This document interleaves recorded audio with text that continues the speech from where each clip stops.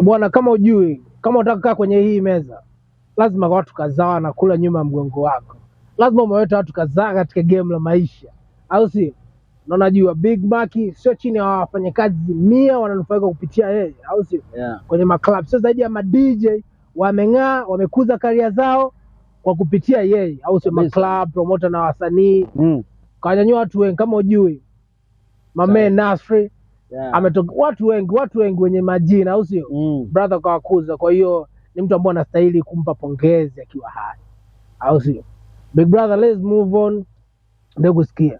Kwa hiyo sema changamoto kubwa katika clubs nini ambayo unakumbana nazo? Changamoto kubwa katika club ni issue ya wateja.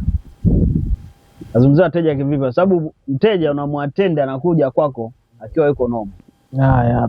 Lakini akishakula vitu vyake ni mtu mwingine. Kwa hapo ndo tutaanza kuomba mabouncer wakae karibu na mteja kwa ajili ya kuimarisha ulinzi.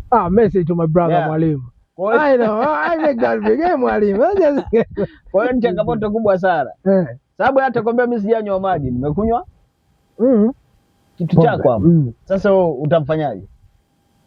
Okay, zaidi hapo ni kumwongezea ulinzi na kuweza kumaintain mazingira yaendelee kuwa safe. Na hekima ili awe sawa, ndio maana yake asije aka influence na watu wengine kwa ajili ya kuleta mambo mengine ambayo ni changamoto kubwa sana.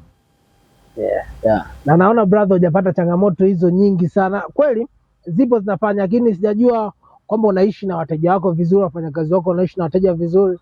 Naishi na wateja kwanza na waheshimu. Alafu pia hata ulinzi pia nao wa kutosha. Sababu kiangalia kila sehemu ma CCTV kamera ametapakaa.